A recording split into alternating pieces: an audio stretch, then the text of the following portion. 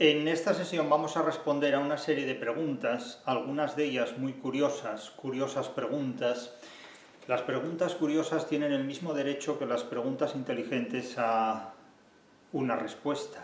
Otra cuestión es que para algunas personas puedan tener mayores o menores razones, pero por respeto a los lectores de Una filosofía para sobrevivir en el siglo XXI, que ya va por la cuarta edición, y en agradecimiento a muchos de ellos que asistieron personalmente, presencialmente, a las presentaciones que en los últimos tiempos tuvieron lugar en diferentes ciudades, pues voy a responder a algunas de estas curiosas, algunas realmente curiosas preguntas que me han hecho sobre este libro en relación a las ideas que se plantean en este libro, en esta filosofía para sobrevivir en el siglo XXI, el famoso búho, el llamado búho para los milenaristas, la Biblia de los milenaristas y a mi juicio también de la generación de muchos padres de estos milenaristas que han visto en este libro una auténtica guía, una auténtica Biblia, un oráculo manual, un arte de la prudencia para sobrevivir en este siglo XXI. Vamos a responder algunas de estas cuestiones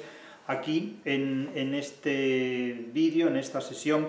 Ya les digo, algunas de estas preguntas a personas diferentes les puede parecer muy curiosas. Yo voy a calificarlas simplemente de curiosas, cada uno que juzgue lo que quiera. Pero también les digo una cosa, a estas personas, si no se les da una respuesta a estas curiosas preguntas, no la obtendrán nunca. Y antes de burlarme o de reírme de quien me hace preguntas, pienso en la persona que las hace y pienso en las razones y en las motivaciones que algunas de estas personas les han inducido a plantear las cosas en los términos de los que disponen, en los términos de los que son capaces. E insisto, mi actividad profesional como profesor me impide negarle una respuesta a alguien que está necesitado de ella. Claro, cuando me preguntan, ¿es que usted escribe libros de autoayuda? Pues evidentemente cuando alguien me hace una pregunta de esta naturaleza, me constata, por su forma de preguntar, que vive en un tercer mundo semántico, porque claro, calificar de autoayuda un libro que es un libro doctrinal, es un libro que aconseja sobre formas de supervivencia, no es un libro de autoayuda, porque yo el libro no lo escribí para ayudarme a mí mismo. Es decir, los libros de autoayuda son los que alguien escribe para ayudarse a sí mismo.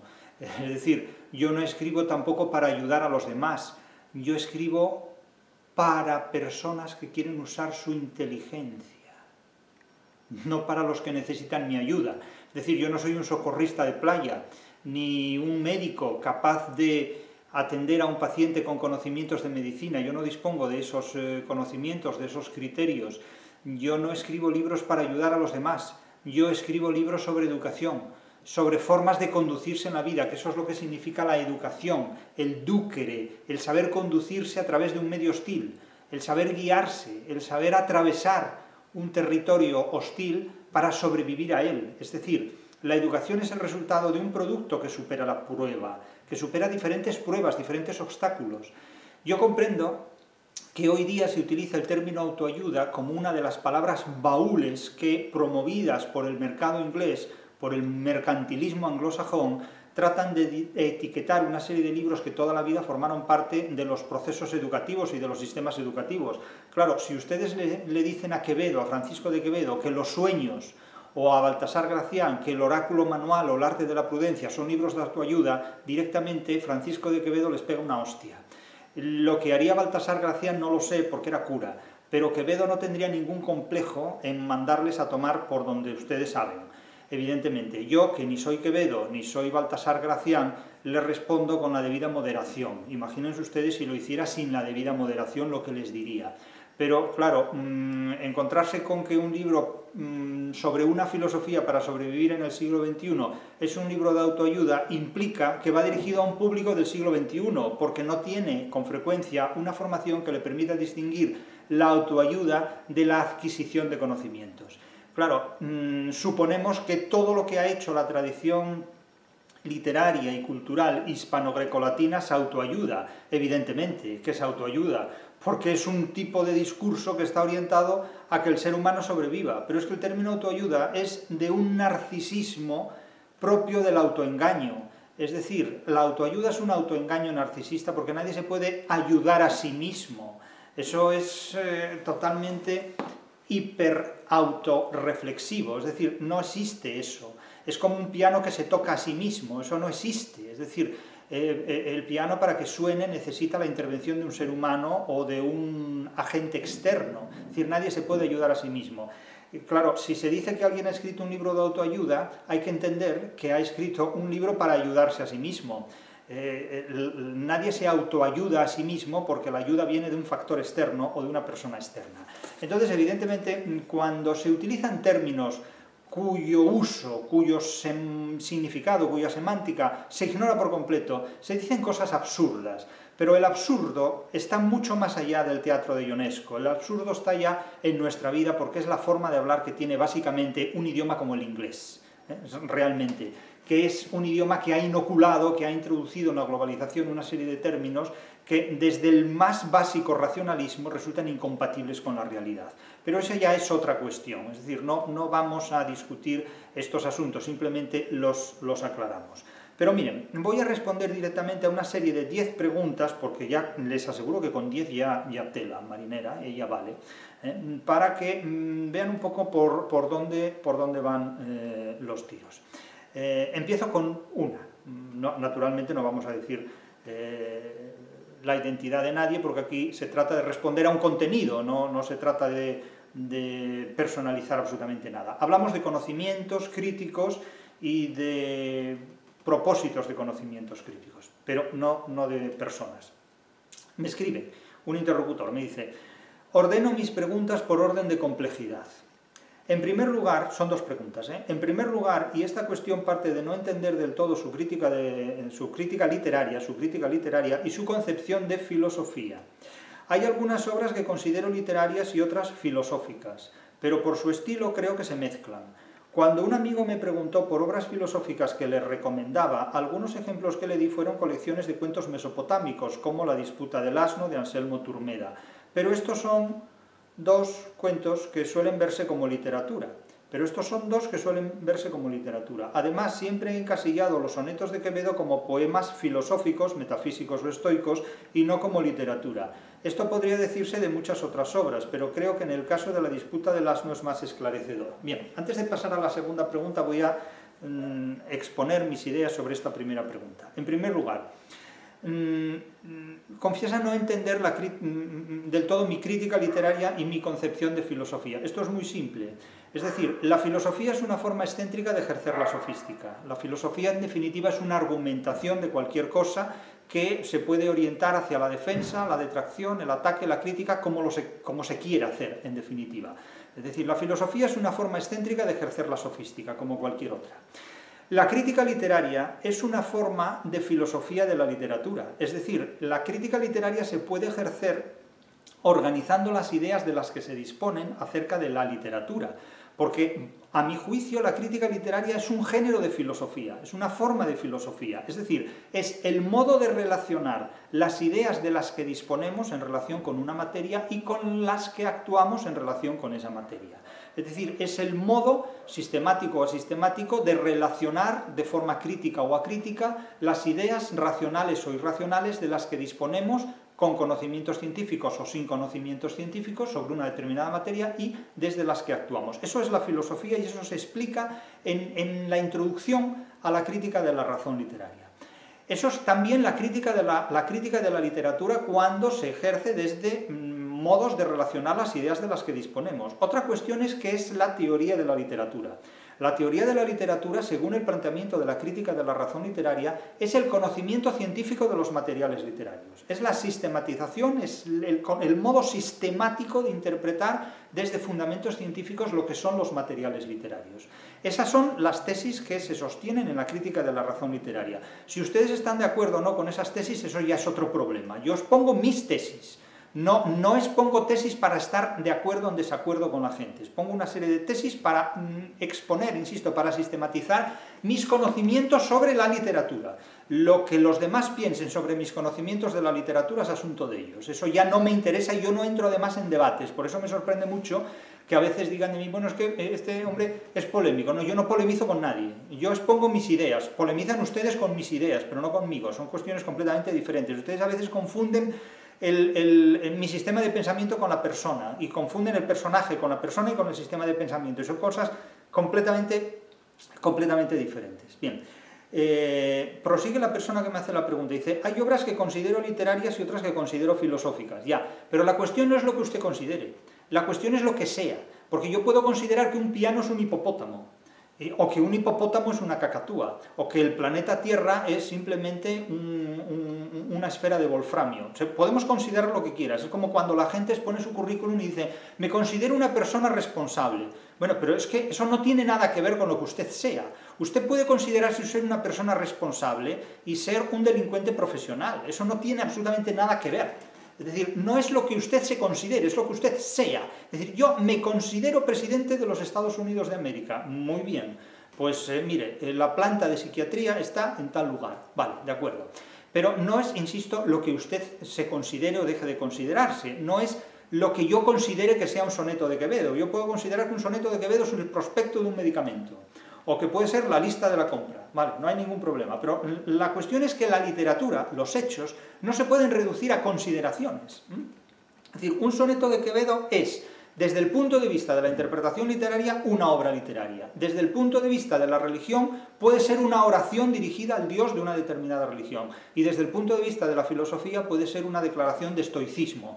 Evidentemente puede ser todas esas cosas, pero depende desde qué presupuestos fundamentemos o justifiquemos el análisis de ese soneto de Quevedo. Ahora bien, no podemos considerar libremente que el soneto de Quevedo sea cualquier cosa, y no podemos reducir la literatura a una consideración personal. Eso es un problema enormemente importante. Que se mezclan, naturalmente que se mezclan las cosas, es que una misma palabra tiene muchos significados, en el diccionario y fuera del diccionario, en la literatura y en la endocrinología, en la astronáutica y en la termodinámica.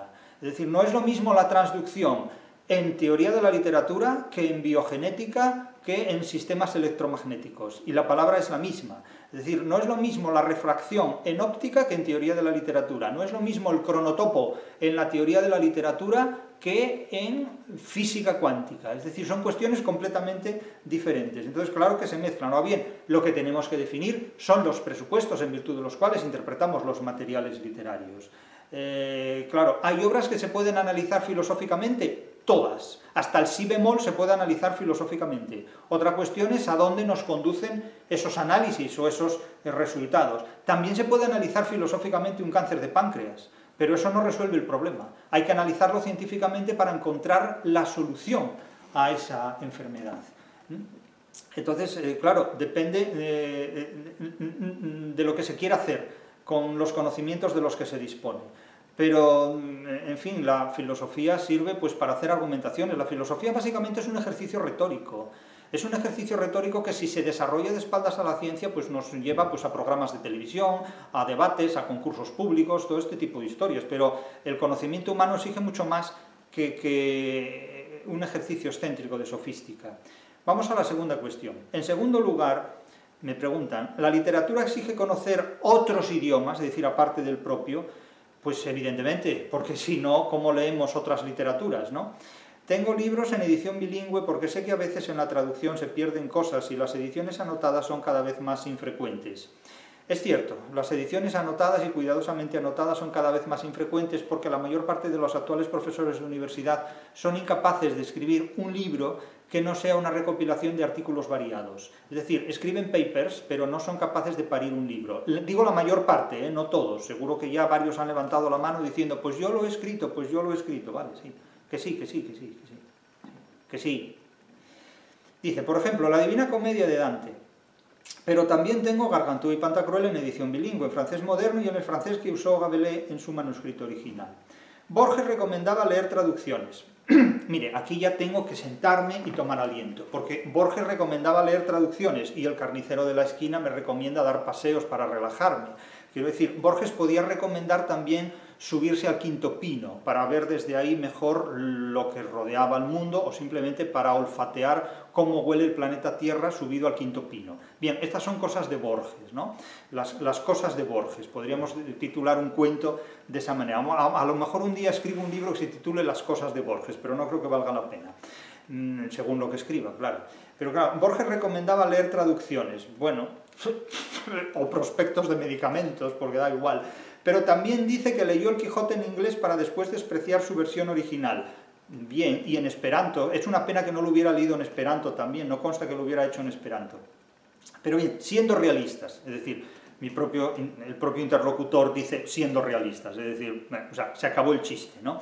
Siendo realistas, la gente no puede conocer lenguas tan distintas entre sí, pues como el gallego, el ruso, el griego y el chino para abordar la literatura universal. No podemos saberlo todo, evidentemente, pero es que el conocimiento se consigue entre todos, es decir, entre los que saben chino y ruso, entre los que saben gallego y español, es decir, el conocimiento es cosa de todos nosotros, no es cosa de una sola persona.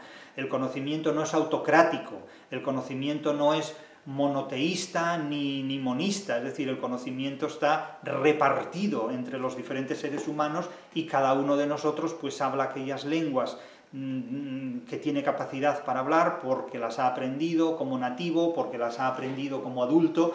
Es decir, la literatura no puede reducirse a una sola y única lengua, el conocimiento no puede reducirse a una sola y única persona, ni a un solo y único grupo de personas, es decir, todo ser humano, por el hecho de estar vivo, contribuye de una u otra manera al conocimiento, bien retransmitiendo conocimientos preexistentes, bien generando conocimientos nuevos, o bien trabajando para hacer posible que la cadena del conocimiento no se detenga. También hay otras que contribuyen a estropear el conocimiento, a decir estupideces impresionantes, a multiplicar las necedades, a creer que efectivamente se conocen a sí mismos y conocen las materias de las que disponen, cuando en realidad lo único que hacen, bueno, pues es, como suele decirse, esta paradoja, ¿no?, del que se cree listo y en realidad es un zoquete de primera categoría, pero se pone a pontificar como si fuera, pues no lo sé, catedrático de universidad, ¿no? Por ejemplo, ¿cuántos hay de estos que dicen, bueno, pues yo ahora no sé lo que es un pentasílabo adónico, ni me he leído la crítica de la razón literaria, pero voy a hacer una reseña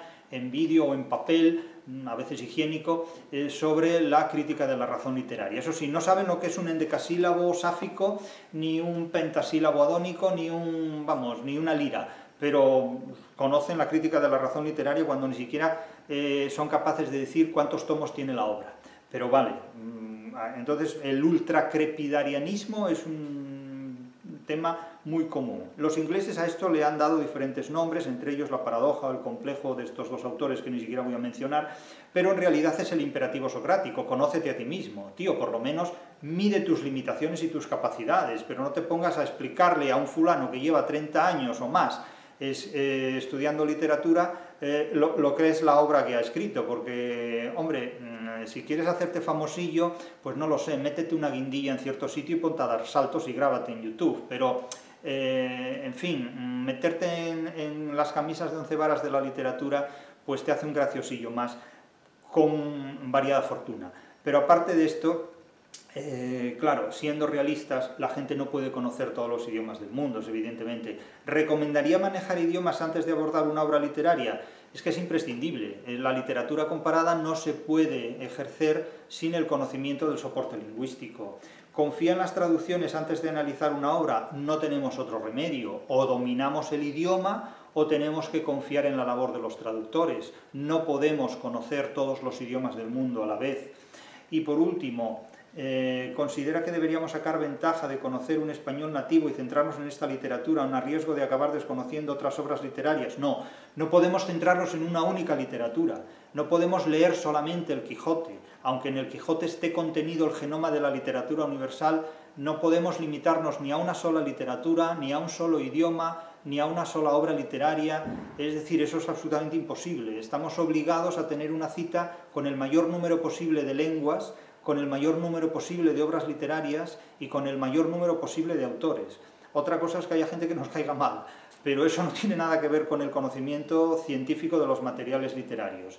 La literatura no se reduce a una sola lengua, no se reduce a un solo idioma, no se reduce a un solo estado o nación. De hecho, con frecuencia la literatura debe disociarse de los estados, porque no siempre coincide una literatura con un estado. Es decir, los estados son configuraciones políticas que potencian enormemente la literatura y sus actividades. De hecho, fuera de la literatura, fuera del estado no hay una literatura tan solvente como la hay dentro del estado, pero el estado es un aliado de doble filo. El estado puede promover una literatura, puede eclipsar otras literaturas, etcétera, etcétera. Es decir, esto es un tema muy complejo que no se puede resolver ni despachar en 2 palabras.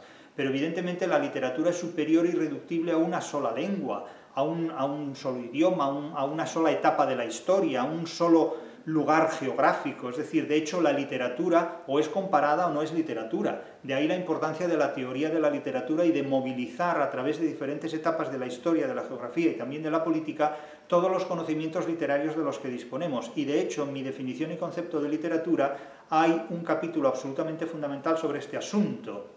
Es decir, la literatura es una construcción humana que utiliza, es una construcción humana y totalmente racionalista, que se abre camino hacia la libertad a través de la lucha y del enfrentamiento dialéctico, que utiliza sistemas lingüísticos a los que confiere un valor poético, que el idealismo alemán redujo a estética, y que los inviste de un estatuto ficcional. Y sobre todo, y aquí vamos a lo importante, que se inscriben dentro de un proceso comunicativo, pragmático y social, que requiere 3 dimensiones: la histórica, o a lo largo del tiempo, la geográfica a lo largo del espacio, y la política a lo largo de los estados o de aquellas configuraciones políticas que, alternativas al Estado, regulen la vida de los seres humanos, desde el feudalismo hasta el mercado global, que ya es una sociedad como la del siglo XXI, donde los estados desempeñan un papel muy desfigurado, muy esterilizado, muy neutralizado.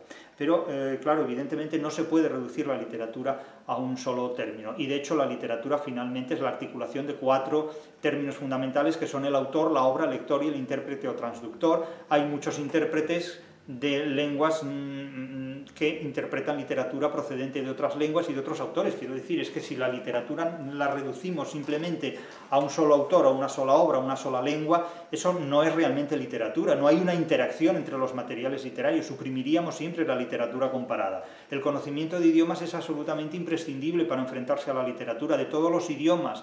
Es decir, no hay lenguas inútiles en este punto, ni hay literaturas inútiles. Es decir, todo conocimiento relativo a la literatura es absolutamente útil. El único uso inútil de una lengua es no hablarla, en definitiva. Claro, si uno no habla chino, pues el chino para uno es una lengua inútil, porque no le saca ningún partido, pero es posible que el inútil sea el hablante, pero no la lengua china. Claro, estas son cuestiones absolutamente importantes que no se puede, insisto, prescindir de ellas.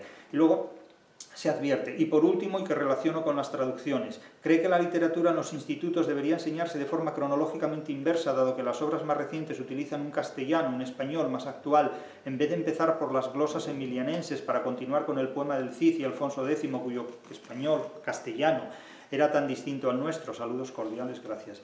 Bien, eso ya es un procedimiento que tiene que ver con muchas otras variables. Yo inicialmente iniciaría el estudio de la literatura efectivamente a medida del usuario, en la medida en que el usuario puede asumirlo. Evidentemente la literatura es algo con lo que el ser humano debe familiarizarse desde la infancia. Aunque no hay una literatura para niños, sí puede haber una versión para niños de obras literarias. Y siempre recomiendo en este punto las que ha hecho Rosa Navarro sobre muchas obras literarias clásicas, desde El Quijote a Lazarillo de Tormes y muchas otras obras clásicas. Y evidentemente sí recomiendo, sobre todo, comenzar por la literatura que se escribe en un idioma con el que el lector esté inicialmente nativamente familiarizado, y de ahí después ir ampliando el radio a otras literaturas, a otras lenguas y a obras literarias de referencia. Naturalmente, la cita fundamental, la cita cimera es El Quijote, porque en El Quijote está el genoma de la literatura, el genoma de la literatura universal, y quien es capaz de conocer muy bien El Quijote se convierte en alguien para el que la literatura apenas tiene secretos. Es decir, quien realmente conoce El Quijote puede decir que para él la literatura no tiene secretos, y esto es algo enormemente importante. Claro, Borges era una persona que realmente vivía en un mundo secreto que resultó para él imposible de descifrar y se dedicó simplemente a jugar con él en muchísimos aspectos. Borges es un autor extremadamente sobrevalorado porque el contenido de su literatura es paupérrimo, es muy pobre, en realidad es muy pobre. Bien, con esto espero haber explicado lo que me planteaba este autor, a quien sinceramente agradezco su consulta. Otra persona me escribe, me dice, me dirige su pregunta, dice: profesor, como firme detractor de todo tipo de idealismo, bien, advierto, yo no soy detractor del idealismo, yo soy un crítico del idealismo, es que no es lo mismo ser detractor de una tendencia a ser crítico con una tendencia. Yo no detracto tendencias, yo hago una crítica que muchas personas perciben como una detracción. Bien, de acuerdo, pero yo hago una crítica del idealismo. Quédense con la crítica, no con la consecuencia moral de la crítica, que es algo completamente diferente. A veces me cogen el rábano por las hojas, y el rábano hay que cogerlo por el rábano, no por las hojas. Entonces, claro, no es que yo sea un firme detractor de todo tipo de idealismo, es que soy un sistemático crítico del idealismo, que son cosas completamente diferentes. Claro, me advierten, con una adversativa me dicen: ¿no cree que cierto idealismo, en su justa medida, impulsa acciones en el ser humano que le hacen progresar? Pero es que eso no es idealismo, eso es un estímulo del tipo que sea. Pero claro, si uno tiene como estímulo volar con sus propios brazos, lo más probable es que nunca supere la ley de la gravedad. Entonces, claro, los ideales que uno se fija tienen que ser ideales verosímiles, operatoriamente ejecutables. Es decir, yo puedo tener como ideal ser presidente de los Estados Unidos, pero hay leyes positivas en ese país que me lo impiden completamente.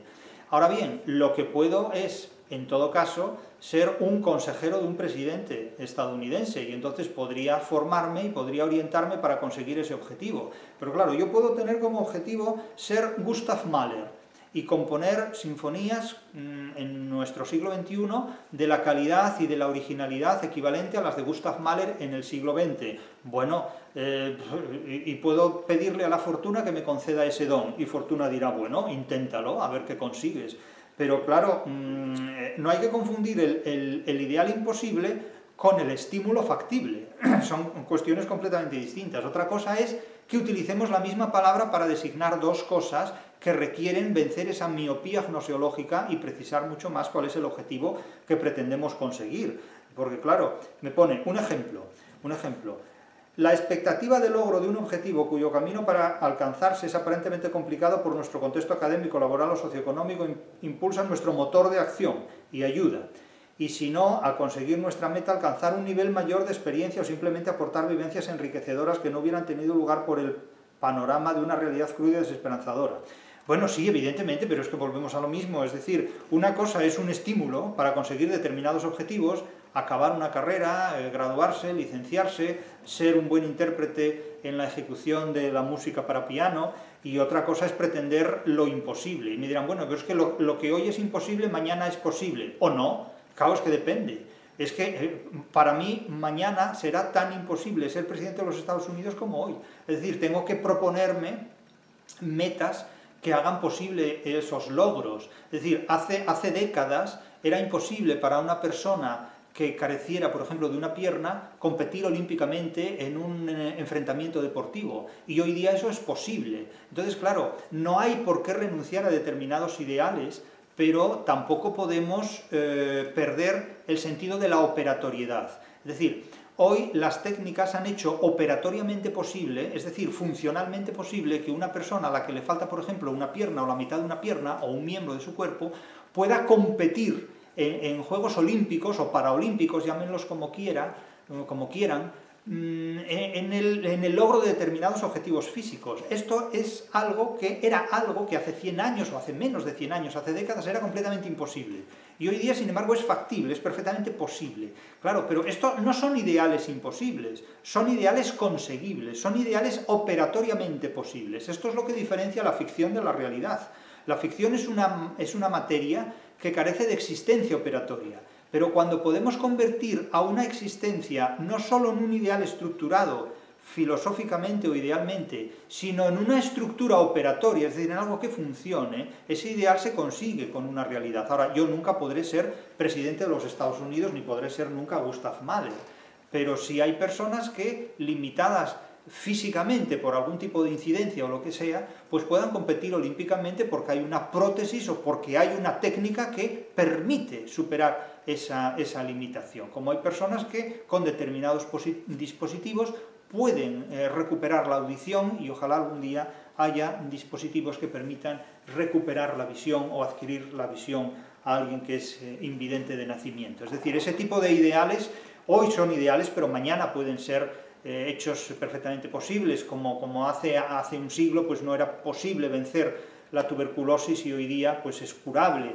y hoy no se pueden vencer determinados o curar determinados cánceres, y confiamos en que dentro de unas décadas o de años sea posible superar estas enfermedades, cánceres, ELAs, etcétera, etcétera. Entonces no se niega el ideal que se pueda conseguir y la lucha por conseguir un ideal. Lo que se niega es la legalidad de una utopía, por ejemplo. Lo que se niega es un idealismo como el kantiano, que nada tiene que ver precisamente con curaciones de enfermedades, sino con postular divinidades que no tienen la menor posibilidad de existir desde ningún punto de vista. Es decir, el gran problema que plantea muchas filosofías es que un sistema filosófico tiene mucho en común con un sistema religioso, y es que suscita la fe de su seguidor. Es decir, la filosofía, a medida que avanza y se idealiza, hace disminuir la razón y hace incrementar el fideísmo completamente, de tal manera que muchas personas posesas por el sistema filosófico que practican pierden de vista la razón, y al final, en definitiva, su filosofía se fundamenta en un fideísmo terrible que les hace creer en fantasmas del tipo,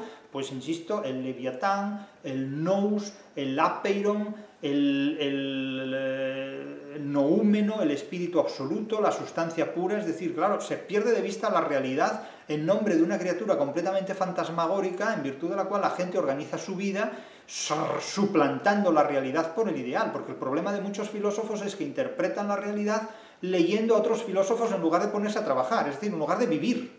Claro, eso no puede ser. La filosofía no es un sucedáneo de la vida, ni es un pretexto para dedicarse a pensar y evitar de esta manera tener que trabajar. Estas son cosas completamente diferentes, en definitiva. Otra pregunta. Me dice una persona, este libro, Una filosofía para sobrevivir en el siglo XXI, es el primer libro que voy a leer de su bibliografía. Si usted tuviese que recomendar un único libro de su bibliografía a alguien, ¿qué libro recomendaría? Bien, mire, yo he escrito básicamente 3 libros. Básicamente 3 libros en toda mi vida.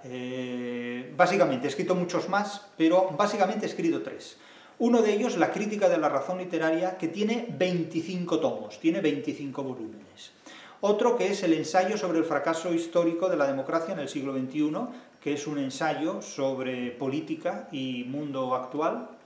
Y otro que es Una filosofía para sobrevivir en el siglo XXI. Hay gente que dice que yo he escrito 4 libros, otros que dicen que he escrito 30 libros, es decir, es como los narradores del Quijote, ¿no?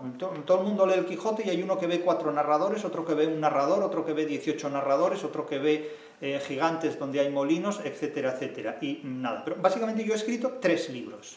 La crítica de la razón literaria, el ensayo sobre el fracaso histórico de la democracia en el siglo XXI y El búho, una filosofía para sobrevivir en el siglo XXI. Si usted quiere conocer lo que es la literatura, lea La crítica de la razón literaria.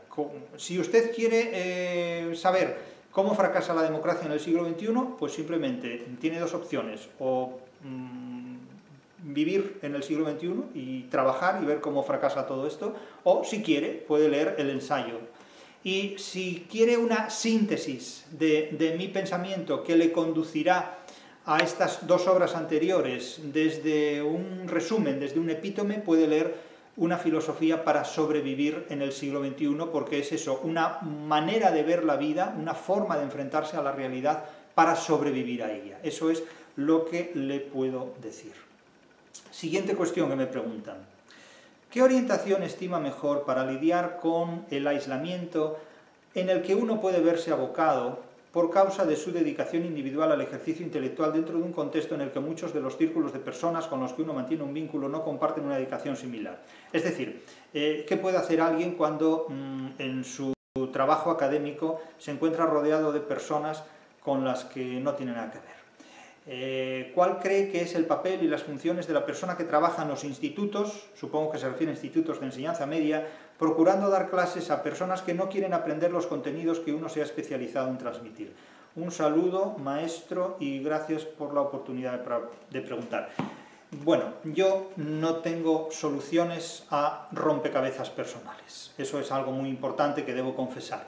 Yo puedo decir lo que hago, lo que yo hago, y lo que yo hago es que, como decía Cervantes, la disimulación es provechosa. Yo nunca presto atención a mis interlocutores, pero finjo en la medida de lo posible. Entonces, cuando me hablan, en muchos aspectos ya desconecto desde el primer momento, pero soy muy aparentemente cortés y correcto, me parece que todo está muy bien y se terminó. Entonces, ¿cómo trabajar con gente que no tiene interés por el contenido del trabajo que uno hace? Pues eso depende de cada cual. Yo salvaguardo lo que digo a través de grabaciones en vídeo de lo que hago. Y entonces me dicen, bueno, es que este fulano es un youtuber.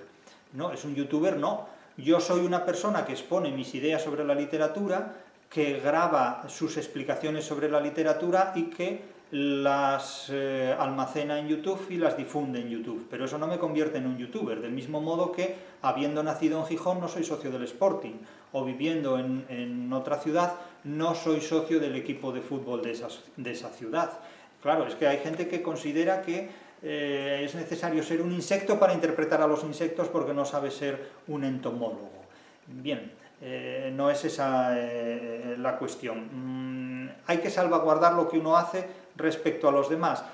Con la gente no se puede vivir y sin la gente no se puede vivir. Estamos obligados a relacionarnos con el mundo que nos rodea y a preservarnos de él en la medida en que esto resulta posible. Es como con los vecinos no se puede vivir, pero sin ellos relativamente tampoco. Entonces, pues uno tiene que torear estas circunstancias. Para sobrevivir hay que saber torear, hay que saber evitar los embistes de la adversidad. El torero torea pues por profesión, no sé si por vocación o no, porque son actividades que rebasan mis capacidades de entendimiento y en muchos aspectos no me interesa saber nada de eso. Pero lo que sí es inevitable es reconocer que la vida es una lucha constante con lo que nos rodea, y lo que nos rodea es un arma de dos filos. En unos casos resulta imprescindible para nuestra supervivencia y en otros casos resulta aborrecible para nuestra actividad laboral.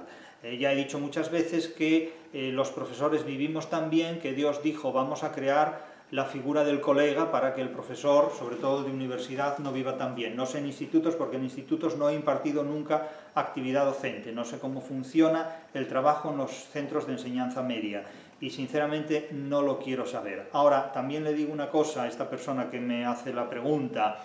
Usted dice que trabaja en los institutos y da clase a personas que no quieren aprender los contenidos en los que uno se ha especializado para transmitírselos. Lo mismo ocurre en la universidad. Yo hablo a personas que no tienen ningún interés en recibir mi formación ni mis explicaciones en absoluto, pero eso nos pasa a todos en la vida. Es decir, el 90% de lo que decimos va a parar a personas que no tienen ningún interés en lo que decimos, pero que sin embargo, neurotizadas por diferentes aspectos, no son capaces de vivir sin nosotros.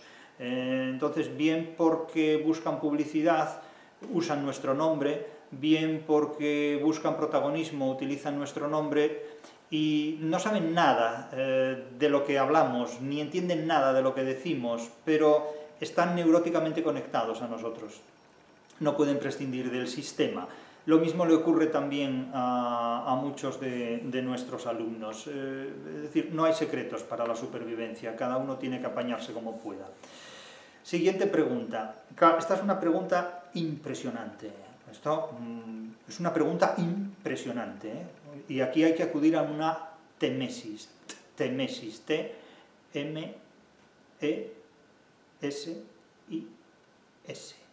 Temesis. Yo les leo la pregunta y luego daré la respuesta. Empezamos. ¿Se considera usted fundamentalista, racionalista? Y empezamos con el considerarse. ¿Se considera usted una columna? ¿Se considera usted una cacatúa? ¿Se considera usted un piano? ¿Se considera usted fundamentalista, racionalista?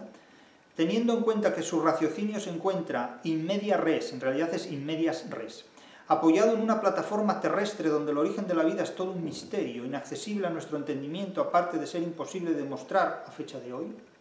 De hecho, bajo mi ignorancia, la materia ontológica representa todo el conocimiento del ser humano y representa la materia ontológica por descubrir, grosso modo, claro está. ¿No es en cierta forma pura metafísica nombrar la materia interpretada como todo aquello que desconocemos? Por utilizar el lenguaje en román paladino, mi pregunta es la siguiente. Hasta ahora era una disertación. Puesto que desconocemos el origen de la vida y desde mi perspectiva yo no considero que mi entendimiento pueda comprenderlo nunca, a fecha de hoy nadie ha sabido argumentarlo ni explicarlo, considero que utilizamos el racionamiento in media res, otra vez, es in medias res, pero bueno, sobre una plataforma donde funciona correctamente y nos permite avanzar en descubrimientos y avances tecnológicos, etc. Bueno, la pregunta sigue, es muy larga, pero básicamente es una conmemoración, es una vuelta, entonces les abrevio la pregunta. Yo simplemente quiero agradecer este tipo de preguntas, nada más. Siguiente pregunta. Buenas, profesor. Usted ha afirmado que la literatura no enseña nada, que uno tiene que llegar vivido, pero también ha dicho que es el mejor antídoto para superar la culpa, el miedo y las mentiras. ¿Cómo enfrentarse a la literatura bajo esas dos afirmaciones? Sobre todo para nosotros los jóvenes y los que no tenemos una formación literaria. Muchas gracias. Bueno, pues lo primero que hay que tener para enfrentarse a la literatura es una formación. No sé si literaria o no, pero una formación vital. Yo les recomendaría que se pusieran a trabajar, simplemente. Es decir, para enfrentarse a la literatura hay que ponerse a trabajar, porque de esa manera se entiende mejor lo que es la literatura. El que no trabaja no entiende nada. Para el que no trabaja, el mundo es una partitura en blanco, es un pentagrama vacío, ni siquiera un pentagrama, porque no sabrían lo que es el paralelismo de 5 líneas y 4 espacios. Entonces, yo he afirmado que la literatura no enseña nada a nadie, pero es que esa frase tiene una apódosis, ustedes se han quedado solamente con la prótesis. La literatura no enseña nada, exige conocimientos, que lo más importante, que es la apódosis, se ha perdido en esta consideración. Es decir, yo no he dicho solamente la literatura no enseña nada, sino que he añadido la literatura exige conocimientos. Es decir, nótese cómo se quedan ustedes con una frase que les llama la atención y se pierden, se quedan con las hojas y dejan el rábano, que es lo más importante en este caso. Es decir, la literatura no enseña nada a nadie, sino que exige conocimientos previos, y el primer conocimiento que la literatura exige es saber entender el sonido de las palabras y su semántica, y saber leer y escribir, identificar los signos gráficos del idioma, evidentemente. Claro, para alguien que tenga formación musical, el si bemol no tiene nada que ver con el do sostenido, no tiene nada que ver con el do sostenido, y el si bemol, o incluso el si sostenido y el do natural pueden ser diferentes según la tonalidad en la que se encuentren. Pues claro, para alguien que no tenga esta formación musical, lo mismo le suena el canto de una cacatúa que la fricación de un yo-yo subiendo y bajando. Pero claro, entonces ustedes fíjense cómo se quedan con una frase y se pierden el 50% que es clave. Porque afirmar que la literatura no te enseña nada es una declaración que solo tiene sentido si va seguida de la apódosis, en virtud de la cual se advierte que la literatura exige conocimientos previos. Claro, la música tampoco enseña nada, exige conocimientos previos. Es decir, que si no sabemos solfear, si no sabemos leer un pentagrama, es absolutamente que la música pueda decir algo. Eso sí, sentimientos, pero quienes exhiben sentimientos lo hacen precisamente porque carecen de conocimientos. Y entonces creen que es más legítimo sentir que conocer. Creen que es más valioso ser sensible que ser inteligible. Pues bueno, cada uno que crea lo que quiera, pero así son las cosas. Entonces usted me pregunta, ¿cómo enfrentarse a la literatura bajo estas dos afirmaciones? Trabajando, pónganse a trabajar que ya verán que aprenden muchísimas cosas. Pónganse a trabajar y después de trabajar muchos años, o a medida que lo van haciendo, lean el Quijote y ya verán cómo aprecian más lo que forma parte de su vida. Pero trabajar proporciona más conocimientos que estudiar. Trabajar proporciona más conocimientos que estudiar. Y esto no es un pretexto para no estudiar, es una razón para estudiar más. Otra pregunta. Estoy a punto de acabar en una universidad cuyo nombre no voy a mencionar, en línea, estoy a punto de acabar en línea en una universidad un grado, el grado de Lengua y Literatura en Español. Me gustaría saber cómo puedo seguir ampliando mis conocimientos de literatura o de historia de la literatura, preferiblemente en línea y en una universidad o centro públicos. Bueno, yo respecto a una universidad o centro públicos no puedo aconsejarle, más allá de las capacidades que cada uno disponga. Ahora, si usted quiere adquirir conocimiento sobre literatura en línea, siga mis clases en línea y ya está. Siga mis clases universitarias en línea. Y lea la crítica de la razón literaria, es lo que le puedo aconsejar. Una pregunta muy interesante, me dicen, ¿qué novelas no literarias le han gustado? Esto es muy bueno. En primer lugar, a mí no me gusta la literatura, ya para empezar. Yo la literatura no la leo por gusto, la leo por interés, que son cosas completamente diferentes. La literatura no mueve mis gustos, a mí me gustan otras cosas que no les voy a decir aquí porque no les importan a ustedes las que son, ¿no? Pero yo no me dedico a la literatura porque me guste la literatura, yo me dedico a la literatura porque me gusta la inteligencia. Y me gusta la inteligencia que me proporciona la literatura, que son cosas completamente diferentes. Es decir, el placer está en otros sitios, eso se lo dejo para... Ese es el Virgilio que le cedo a Borges. Borges iba para la cama con Virgilio. Yo no meto a Virgilio en mi cama, eso lo tengo muy claro. Eso desde luego. Pero, es decir, yo no leo literatura por gusto, leo literatura por inteligencia, que son cosas muy diferentes. Entonces, la literatura que interpreto no es una literatura que me guste, es una literatura que valora enormemente la inteligencia del lector que se acerca a ella, como es el caso del Quijote. Y evidentemente en la literatura incluyo la filosofía, de hecho la filosofía no deja de ser una literatura que carece de ficción para los filósofos porque creen en la verdad de la que hablan, y que carece de gracia para los poetas, porque no le encuentran el fundamento operatorio a ninguna de las figuras filosóficas con las que ahí se encuentra. Entonces en fin, insisto que en la literatura incluyo la filosofía, que es literatura sin ficción para los filósofos y sin gracia para los poetas, unos por una razón y otros por otra, pero cada uno tiene sus razones. Salvo las partituras musicales, no leo nada que no sea literatura. No leo ni los prospectos de los medicamentos, o sea, realmente. No quiero decir con esto que me tome el medicamento sin leer el prospecto, pero me entero de otras formas, de otros procedimientos. Pero no leo nada que no sea literatura, y me dirán, bueno, pero lee filosofía. Y digo, pero es que la filosofía es literatura sin ficción, porque los filósofos creen en las ficciones, pero para mí es ficción, porque vamos a ver, el espíritu absoluto, eso es la biografía del Dios de Hegel, en definitiva. Y alguno dirá, ¡oh, qué barbaridad! Llamar al espíritu absoluto el Dios de Hegel. No, pues llámelo el Dios del vecino del quinto, el Dios de la Alemania que desemboca, ya sabemos en qué, ¿no? Etcétera, etcétera. Entonces, respondiendo de una manera menos cafre a la pregunta, ¿qué novelas no literarias le han gustado? Vamos a ver, a mí no me gusta lo que leo, pero, por ejemplo, 1984 de Orwell no es literatura, es una novela y me parece una lectura recomendable. Yo cambiaría lo de gustar por lecturas recomendables. Entonces, por ejemplo, 1984 de Orwell es una lectura recomendable, pero es una lectura innecesaria, porque no es necesario leer 1984 para conocer el mundo en el que vivimos, porque basta vivir en el mundo en el que vivimos para conocerlo. Quiero decir, ustedes pueden leer 1984 para darse cuenta simplemente de que el mundo en el que vivimos es como el que describe Orwell en 1984. Pero, ¿para qué van a leer la novela si ya viven en un mundo así? ¿No entienden lo que les quiero decir con esto? La literatura no sustituye la vida, explica algunos razonamientos para comprender mejor la vida, pero si ya viven ustedes la vida, ¿para qué quieren...? Si ya viven en 1984 de Orwell, ¿para qué quieren leer la novela? Digo yo. Penúltima pregunta. Así como Baruch Spinoza tenía una edición de las novelas ejemplares de Cervantes en su biblioteca, según sus conocimientos de la obra de Cervantes, según los míos, no los de Spinoza, ¿qué obras literarias considera usted que fueron capitales para Miguel de Cervantes? Mire, para Miguel de Cervantes fueron capitales muchas obras literarias, evidentemente, y de eso hablamos en una obra como Anatomía del Quijote. Si usted lee mi obra Anatomía del Quijote, ahí tiene las que se refieren al Quijote. Y si lee mi serie de 6 libros, de 6 monografías, dedicadas a todo Cervantes, donde yo analizo la obra literaria completa de Cervantes, desde los presupuestos de la crítica de la razón literaria, las tienen en Amazon, la anatomía del Quijote, el teatro, la lírica de Cervantes, ahí tienen todo, las novelas ejemplares, el Persiles, la Galatea, lo tiene todo ahí explicado, ahí verá las obras básicas del pensamiento cervantino. Pero Cervantes no es un imitador de las obras literarias anteriores, sino que Cervantes básicamente es un auténtico transformador de todos los materiales literarios que moviliza y que manipula. Última pregunta.